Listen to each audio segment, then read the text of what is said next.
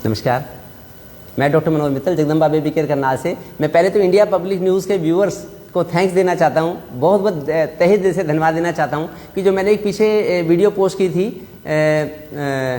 Indian toilet versus western toilet, वो बड़ी ज़्यादा लोगों ने उसको सराहा। तो लगभग 13 मिलियन लोगों ने, 130 लाख लोगों ने 10 दिन के अंदर देख लिया। तो अब मैं दूसरी बड़ी इंपॉर्टेंट आज का जो टॉपिक है, आज का टॉपिक है कि मोटापे को जड़ से ख़त्म कैसे करें, साइंटिफिक वे में, सरल तरीके से, प्रैक्टिकल तरीके से कैसे जड़ से मोटापे को ठीक करें। क्योंकि मोटापा भारतवर्ष में लगभग 10 करोड़ लोगों को है, 100 मिलियन लोगों को लगभग मोटापा है आज की डेट में, और ये बढ़ता ही जा रहा है। तो इसके ऊपर अंकुश लगाना पड़ेगा। मेरा जो होलिस्टिक वे है, हर चीज़ का, कोई भी हेल्थ इश्यूज़ को का सामना करने का जो मेरा होलिस्टिक वे है वो बड़ा ही इंपॉर्टेंट है, और मैं चाहता हूं कि उस तरीके से इसका लाभ उठाएं, उससे फ़ायदा मिलेगा। तो मैं पहले बताता हूं कि मोटापा इतना इंपॉर्टेंट क्यों है, मोटापे के बारे में इतना ज़्यादा लोग चिंता क्यों करते हैं, क्यों इतना बड़ा इशू है मोटापा।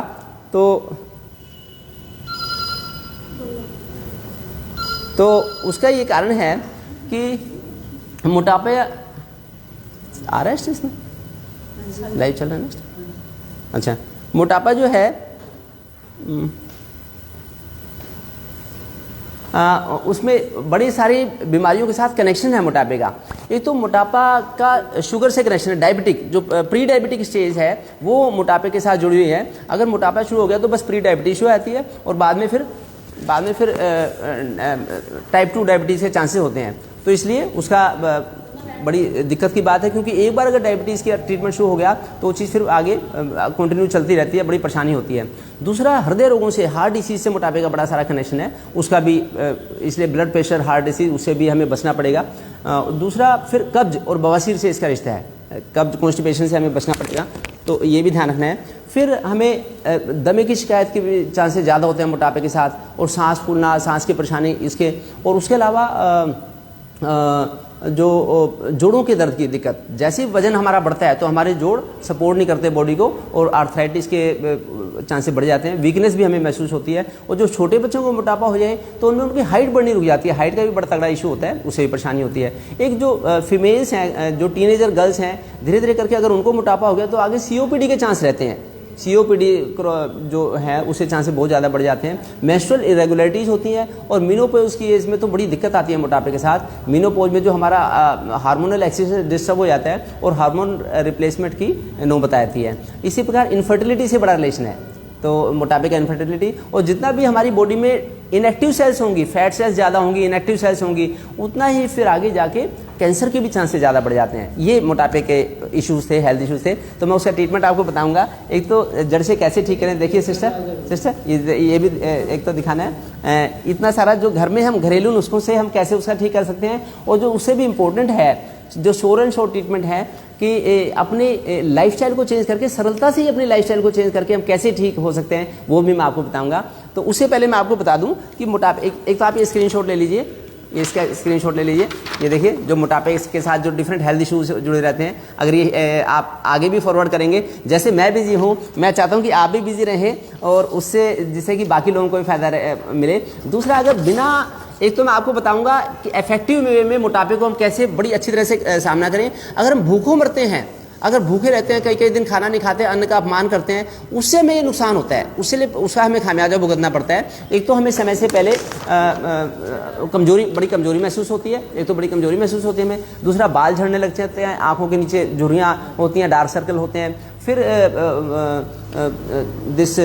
जगह जगह पथरी की भी शिकायत हो सकती है, धातुओं की कमी हो सकती है। इसलिए गाइडेड सुपरविजन में, MD डॉक्टर, MBBS डॉक्टर के सुपरविजन में हम देख रेख में रह के अगर हम वो करेंगे, मोटापे का उसका सामना करेंगे, तो बड़ा आसान रहेगा। तो वो मैं टिप्स आपको बताऊंगा अभी, तो उसके लिए आपने। दूसरा, मैं आपको एक बार हल्का सा ये बताना चाहता हूँ कि मोटापे के कारण क्या होते हैं। ये भी एक बार आप स्क्रीनशॉट ले लें, मोटापे के कारण। तो कंफर्ट जोन में रहना, ये इसका स्क्रीनशॉट ले लें आप। VIP जोन में रहना, कंफर्ट जोन में रहना, लग्जरियस लाइफस्टाइल जीना, ये मोटापे का कारण है। जितना हम अगर मेहनत वाली दिनचर्या होगी, हमारी लाइफस्टाइल होगी, उतना ही हम ठीक रहेंगे। एक बार बार खाना खाना, अति आहार, ज़्यादा आहार, क्योंकि इसका कारण क्या है, क्यों बढ़ रहा है मोटापा, क्यों ये इशू है, हेल्थ का इशू है कि जगह जगह ईजी अवेलेबिलिटी ऑफ फूड हो गया है, खाना बड़ी ईजिली अवेलेबल हो गया है, एट द डोर स्टेप, हर जगह जगह पे खाना भी है, टॉयलेट भी है। इन चीज़ों की लिमिटेशंस होनी चाहिए, भोजन की, टॉयलेट्स की, सेक्सुअलिटी की, इनकी मर्यादाएं होनी चाहिए। अगर at the door step her cheese available रहेगी तो फिर तो हमें दिक्कत होनी है, हमें परेशानी होनी है। तो हम मर्यादाओं का पालन करें तो हम बड़ा अच्छे लाइफ जिएंगे। मैं उसे आप तरीका बताऊंगा, बड़ा सरल तरीका बताऊंगा मैं आपको अभी। तो जैसे मैं बिजी हूँ, मैं चाहता हूँ कि आप भी बिजी रहें और इस इशू को सबको शेयर करें। ये छोटा सा सेशन 10 मिनट का स्मार्ट सेशन ये बड़े सारे लोगों को लाभ पहुँचाएगा डेफिनेटली, क्योंकि मेरा तो पर्सनल एक्सपीरियंस है, वही मैं आपके साथ शेयर करने वाला हूँ। यूएसए में रिसर्च हुई और उसमें देखा कि बार बार खाना खाना और हमेशा वर्किंग आवर्स में खाना खाते रहना, बार बार स्नैक्स लेना, ये मोटापे का कारण है। तो उसके लिए उन्होंने कई कॉरपोरेट हाउसेज ने कॉरपोरेट बिल्डिंग में वो टॉयलेट्स को और जो वर्क प्लेस था, वर्क प्लेस पे से टॉयलेट को और जो खाने का वो था उसको बाहर कर दिया, उस बिल्डिंग से अलग कर दिया। उससे उनको बड़ा अच्छा रिस्पॉन्स देखने को मिला और तो इसलिए उन्होंने ये पॉलिसी को फाइनलाइज कर दिया। तो इसलिए वर्क प्लेस पे ज़्यादा इस तरह की चीज़ स्नैक्स वगैरह बहुत ज़्यादा अवेलेबल नहीं होनी चाहिए, क्योंकि उसके लिमिटेशंस होनी चाहिए। एक बार बार खाना खाना और खाने का समय बड़ा लंबा होना, ये भी मोटापे का बहुत बड़ा कारण है। तो इसलिए जैसे जब लोग 7-8 घंटे रेस्ट करते हैं, सोते हैं, उसके अलावा 12-14 घंटे खाना ही खाते रहते हैं, तो ये इससे भी दिक्कत होती है। तो खाने की लिमिटेशन होनी चाहिए। इस कड़ी में मोटापे का सबसे श्योर एंड श्योर ट्रीटमेंट जो आया है वो है इंटरमिटेंट फास्टिंग। इंटरमिटेंट फास्टिंग 21वीं सदी की ये सबसे बड़ी रिसर्च है, सबसे बड़ी खोज है जो मानव जाति के स्वास्थ्य की रक्षा कर सकती है। जैसे योग ने मानव जाति के स्वास्थ्य की रक्षा की है, इसी प्रकार से इंटरमिटेंट फास्टिंग भी इसकी रक्षा करती है। तो उसका भी पूरा लाभ उठाएं। मैं उसका आपको तरीका बताऊंगा, क्योंकि मेरा तो पर्सनल एक्सपीरियंस है। मैंने जाने अनजाने में जो इंटरमिटेंट फास्टिंग फॉलो की है पिछले 15 सालों से, तो वही मैं चाहता हूं कि आपके सामने भी रखूं, उसका आपको लाभ मिलेगा। इंटरमिटेंट फास्टिंग का जो कॉन्सेप्ट है, जिससे कि मोटापा जड़ से खत्म होता है बिल्कुल, उसका ये कॉन्सेप्ट है कि हमारा खाने का जो पीरियड है, फीडिंग विंडो हमें कम रखना है। 8 घंटे का हमें फीडिंग विंडो रखना है और बाकी 16 घंटे हमें कोशिश करके बिना खाना खाए या बिना कैलोरी का फूड लिए उससे काम चलाना है। उससे बड़ा लाभ मिलेगा। तो उसको करना बड़ा आसान है। एक बार आसानी से कर लेंगे तो हम उसे छोड़ेंगे नहीं, क्योंकि हम हेल्थ का स्वाद चख लेंगे फिर। तो उसके पीछे कॉन्सेप्ट क्या है कि जब भी हम अगर 12-14 घंटा खाना खाते हैं, सुबह की बेड टी से लेके शाम का खाना खाने के बाद के दूध तक, बाद में चुस्कियाँ ले लेके दूध पीते हैं हम सोते समय भी बेड के टाइम में, उससे हमारा इंसुलिन रिलीज होता है। जब भी हमने खाना खाया, खाना हमारे मुंह में गया, चबाया खाना, पेट में गया, एकदम इंसुलिन रिलीज होता है। वो इंसुलिन फुटकर में भी हमारे लिए शुगर अवेलेबल करवाता है, भोजन की एनर्जी अवेलेबल, और हमारे लिए स्टोर भी कर देता है एक्स्ट्रा एनर्जी को। मसल्स में स्टोर हो जाएगी एनर्जी, लीवर में स्टोर हो जाएगी, जगह जगह स्टोर हो जाएगी। उससे फिर दिक्कत होती है, यहाँ बैठ जाऊँगा, तो उससे दिक्कत होती है। तो इसलिए फिर मोटापा बढ़ता रहता है। तो बार बार इंसुलिन रिलीज ना हो, उसके लिए बड़ा अच्छा कॉन्सेप्ट बनाया कि 8 घंटे हम खाना खाएं, फीडिंग विंडो 8 घंटे की रखें। अगर सुबह हमने 10 बजे खाना खा लिया भरपेट, 10-11 बजे खाना खा लिया, तो शाम को 5-6-7 बजे तक हमें खाना खा लेना होगा। उसके बाद हम भोजन ना लें। अगर किसी से रहा ना जाए तो सुबह मैं बताता हूँ, जड़ी बूटियों का उपयोग कर सकते हैं, जिससे कि एनर्जी तो मिलेगी नहीं, लेकिन न्यूट्रिएंट्स मिल जाएंगे, थोड़े मिनरल्स, विटामिन मिल जाएंगे, एंटीऑक्सीडेंट्स मिल जाएंगे हमें, इसलिए उसमें हमें सेटिस्फेक्शन हो जाएगा, फाइबर्स मिल जाएंगे, उससे हमें लाभ मिल जाएगा। तो मैं इंटरमिटेंट फास्टिंग का जो कॉन्सेप्ट है, इसमें नोबेल प्राइज़ मिला है, इसके ऊपर नोबेल प्राइज़ मिला है, क्योंकि ये मानव जाति के हेल्थ के लिए बहुत बड़ी रिसर्च है। इसको आप जितना हो उसके आगे फॉरवर्ड करें। मैं आपको दिखाता हूँ कि भाई अगर सुबह खाने के बिना ना रह जाए, आप इसका भी स्क्रीनशॉट ले लें, एक बार ये इसका स्क्रीनशॉट ले लें कि मोटापे के कारण क्या हैं। बार बार खाना खाना, बहुत ज़्यादा खाना खाना, गलत खाना खाना, फॉल्टी फूड, मैं वो भी अभी आपको बताऊंगा, ओवर ईटिंग, और खाने की गलत आते हैं, देर रात को खाना खाना, खड़े होकर खाना खाना और खाने के साथ पानी पीना, देर रात तक सोना, देर रात तक उठना, और इनएक्टिविटी।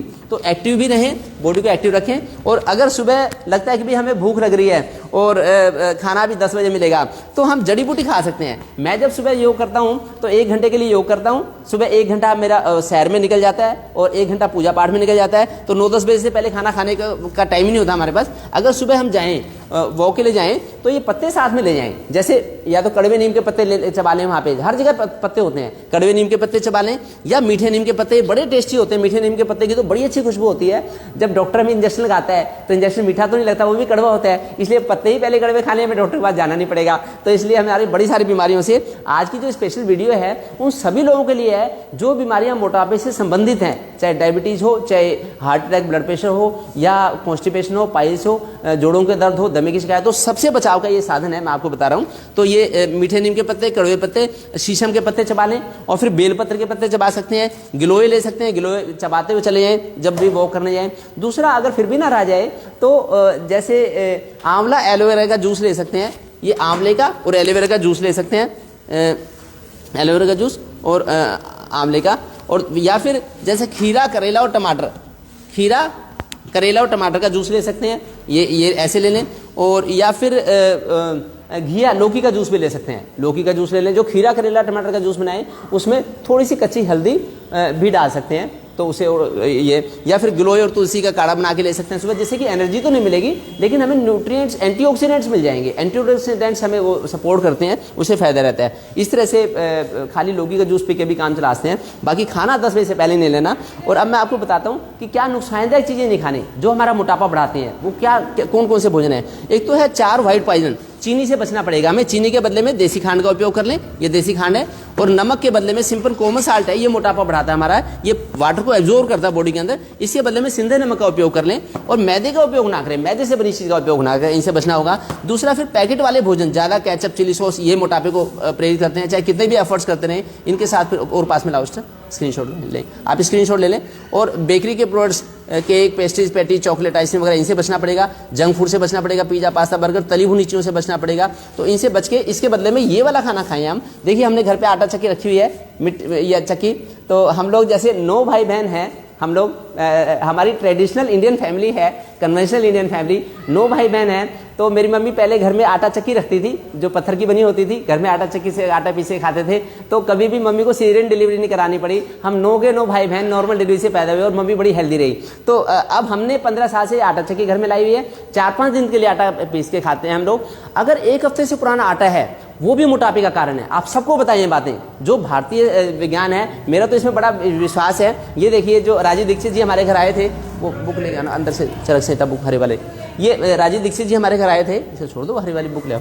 तो ये राजीव दीक्षित जी ने भी बताया कि डॉक्टर साहब, आपका नेचुरल इसमें भारत की जो फिलोसफी है, इंडियन फिलोसफी में बड़ा विश्वास है। तो मेरा तो इसमें विश्वास है कि अगर हम 1 हफ्ते से के अंदर का पिसा हुआ खाना खाएंगे, वैसे तो भारतीय संस्कृति में कहता है कि डेली का आटा डेली पीसे खाएं, लेकिन कम से कम 1 हफ्ते से ज़्यादा पुराना आटा ना हो, वो तो फिर पाउडर की तरह बन जाता है, वो तो अंदर गैस बनाएगा। ये देखिए, आचार्य चरक, जितने भी महर्षि हुए हैं, ये दिखाया उससे एक बार, ये लोग 100 वर्ष से ज़्यादा निरोगी जिए हैं। कोई निष्ठा है, ये लोग 100 वर्ष से भी ज़्यादा निरोगी रहे। आचार्य चरक, आचार्य सुश्रुत, आचार्य वाग्भट, ये सब लोग। तो इसलिए हम लोग भी, मेरे तो ये आदर्श हैं, तो मैं इन चीज़ों को फॉलो करता हूँ। तो इसलिए ज़्यादा पुराना आटा यूज़ ना करें, इसके बदले में मिस्से आटे का उपयोग करें, मल्टीग्रेन आटे का यूज़ करें। जब गेहूँ पिसवाएं तो उसमें थोड़े से चने, काले चने, थोड़े से ज्वार, बाजरा, मक्का, मकई, ये भी डाल दें, ऐसे आटा यूज़ कर लें। और बाकी मिसा आटा, सिंपल छिलके वाली मूंग की दाल, डेयरी प्रोडक्ट्स का ज़्यादा यूज़ ना करें। जितना भी एनिमल फैट है, जो एनिमल फैट है वही मोटापे का कारण है। अगर ज़्यादा दूध, ज़्यादा दही, ज़्यादा घी, लस्सी लेंगे, उससे भी फिर मोटापे को बढ़ावा मिलता है। इसके बदले में छाछ ले लेंगे तो अच्छा रहेगा, छाछ का उपयोग कर लें। ये हो गया। अब मैं बात को दोबारा से बात करता हूँ इंटरमिटेंट फास्टिंग के बारे में। इंटरमिटेंट फास्टिंग की अगर हम बात करें तो उसमें हम सुबह 10-11 बजे तक खाना ले लें और शाम को 6-7 बजे तक खाना ले लें। मतलब 8 घंटे के अंदर हमें खाना खाना है। क्योंकि मैं पिछले 15 सालों से इंटरमिटेंट फास्टिंग फॉलो कर रहा हूँ, जाने अनजाने में, और उसका मुझे बड़ा लाभ मिला है। उससे मुझे इतना फ़ायदा हुआ। मेरा जो पर्सनल एक्सपीरियंस है वो ये है कि जो खाने की विंडो है, सूरज की रोशनी के रहते रहते हम खाना खाएंगे तो हम निरोगी रहेंगे। सूरज की रोशनी के रहते रहते ही हमारे पाचन सबल होता है। सुबह जो 9, 10, 11 बजे तक हम भोजन लेते हैं, उस समय हमारी बायोलॉजिकल क्लॉक बड़ी एक्टिव होती है। हमारी बायोलॉजिकल क्लॉक के साथ तालमेल बन जाता है, उससे फिर हमें भोजन का लाभ ज़्यादा मिलता है। और जैसे ही अगर सूरज छिप गया, 7-8 बजे के बाद खाना खाएंगे, खाना तो कलेजे पर रखा रहेगा, वो खाना पच नहीं पाता, उससे हमें न्यूट्रिएंट्स से मिलते, तभी हम उसकी तरफ बढ़ते हैं। तो इंटरमिटेंट फास्टिंग में जो भारत में जो विधा है, ये तो हजारों सालों से ऋषि मुनियों ने बता रखा है। और अभी जो रिसर्च हुई है उसमें करोड़ों डॉलर खर्च हुए हैं, मिलियंस ऑफ डॉलर्स खर्च हुए हैं। तो इसलिए लेकिन फिर भी ये बहुत बड़ी एक एक्सेप्टेंस है, मेडिकल साइंस ने एक्सेप्ट किया इस चीज़ को कि हमें खाने के मामले में मर्यादा रखनी पड़ेगी, उसमें एक लिमिटेड समय में खाना खाएं। मुझे बड़ा अच्छा लाभ मिला है। जब मैं 15 साल से मैं 2 ही टाइम खाना खाता हूँ, सुबह 10-11 बजे, शाम को 5-6 बजे, तो 7 बजे तक खाना जरूर हम खा लेते हैं। तो उससे मैं 15 साल से मच्छरदानी लगा के बाहर सोता हूँ, पंखा भी चलाने की आवश्यकता नहीं पड़ती। और बिना पंखे के, ना कूलर, ना एसी, ना पंखा, मैं कुछ नहीं चलाता, जितनी मर्जी गर्मियाँ हो, तो उससे मुझे, और फिर मैं 1 घंटे में 10 किलोमीटर की दौड़ लगा लेता हूँ। 64 मिनट लगते हैं उसमें मैं लंबी दौड़ लगा के चला जाता हूँ। उससे भी बड़ा बॉडी एक्टिव महसूस होती है। 50 साल की उम्र में हम अगर 6 मिनट में 1 किलोमीटर की दौड़, 1 घंटे में 10 किलोमीटर की दौड़ लगाते हैं, तो उससे गर्व महसूस होता है। तो मैं चाहता हूँ कि आप आउटडोर एक्टिविटी भी रखें। आउटडोर एक्टिविटी भी रखें, सुबह 3-4 किलोमीटर की वॉक कराएं, शाम को 3-4 किलोमीटर की वॉक कराएं।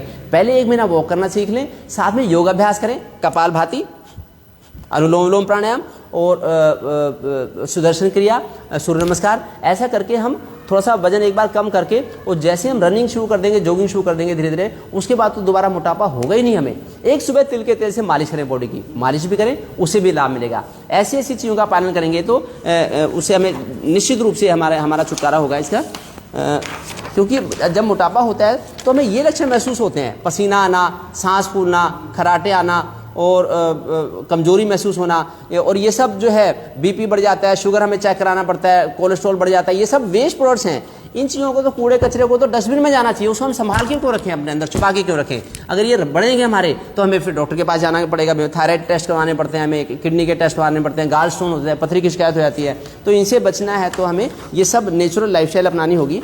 और ये भी आप स्क्रीनशॉट ले लें कि जो जितना भी हम खान पान रहन सहन के नियमों का ध्यान रखेंगे, उतना ही ज़्यादा मोटापे से जल्दी हम ब्रह्मचर्य का ही पालन करें। और शुरू में जो कोई हेल्प लेना चाहता है तो मेदोहरवटी भी ले सकते हैं, गोली, मेदोहरवटी की गोली है, वो एक सुबह एक शाम लेते हैं। प्रेगनेंसी में भी हमें जीवन शैली अच्छी अपनानी होगी। वैसे बाकी इंटरमिटेंट फास्टिंग एग्जैक्टली तो नहीं फॉलो हो सकती, लेकिन उसको हम अपनाएंगे तो ज़्यादा अच्छा रहेगा, जीवन शैली अपनी अच्छा है। बस मेरा तो ये एक फाइनल वो है कि सुबह का समय तो पत्ते खा के चबाएं, अगर पत्ते से ना रहा जाए तो लौकी का जूस चबा लें, और दूसरा लौकी का जूस पी लें, और थोड़े से कोई हरी सब्जी वैसी खा ली, उसे भी काम चला लें तो अच्छा रहेगा, जिससे कि हमें मोटापा ना हो। इंटरमिटेंट फास्टिंग को खुद भी फॉलो करें। और मैं तो चाहता हूँ, मैंने एक वीडियो शंख के ऊपर बनाई थी कि शंख अगर हम बजाएंगे सुबह शाम 3-3, 4-4 बार, उससे भी हमारे ऐसे हार्मोन बनते हैं जो हमारी रक्षा करते हैं। जैसे ब्रह्मचर्य का पालन करने से हमारे अच्छे हार्मोन बनते हैं जो कि हमें किसी भी बीमारी के चंगुल से बाहर निकाल लेते हैं। ऐसी शंख भी सुबह शाम जरूर बजाएं।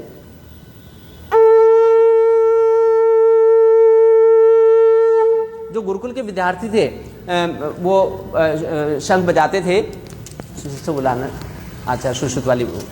तो जो गुरुकुल के विद्यार्थी थे पहले शंख बजाते थे सुबह शाम, बड़ा पतली बॉडी उनकी, स्लीक सी बॉडी रहती थी, और बड़ी नेचुरल लाइफस्टाइल को फॉलो करते थे। हमारे भी, हम 4 मेंबर हैं परिवार में, चारों मेंबर्स की बड़ी अच्छी स्लीक बॉडी, हम लोग, हमारी बड़ी अच्छी दिनचर्या है और बड़ी अच्छा स्वास्थ्य रहता है हम लोगों का। मैं चाहता हूँ कि आप भी हेल्दी रहें और इस वीडियो को सब तक पहुँचाएं। Intermittent fasting best way out है, साथ में योगाभ्यास करें। और इससे रिलेटेड कोई भी क्वेरी हो आपकी तो इस पर ये मेरे वो हैं सोशल मीडिया के डिफरेंट प्लेटफॉर्म्स हैं। ये फेसबुक पे भी मैं हर संडे को लाइव होता हूँ और हर थर्सडे को लाइव होता हूँ। मेरा जो फेसबुक पेज है जगदम्बा बेबी केयर, शाम को 4 से 5, और यूट्यूब पे भी मैं लाइव होता हूँ, तो इस पे भी आप जुड़ें। ये गुरुकुल के जो विद्यार्थी हैं, कितनी अच्छी स्लीप बॉडी है, जो केवल दिन के टाइम में खाना खाते हैं, खाने के संयम में बंधे रहते हैं, ऐसी ही बॉडी हमारी होनी चाहिए। तो मेरे इस पे भी करें। और ये मेरे पेज हैं, वो फ़ोन नंबर्स हैं, इस पर कॉन्टैक्ट करें। और अगर कोई क्वेरी हो आपकी हेल्थ रिलेटेड कोई भी इशू की, तो ये मेरे स्टाफ के भी फ़ोन नंबर्स हैं, इन पर भी डिस्कस करें जो भी आपकी क्वेरी हो। Thank you. मैं चाहता हूँ कि इस वीडियो को आप ज़्यादा से ज़्यादा लोगों तक आगे पहुँचाएँ। Thank you.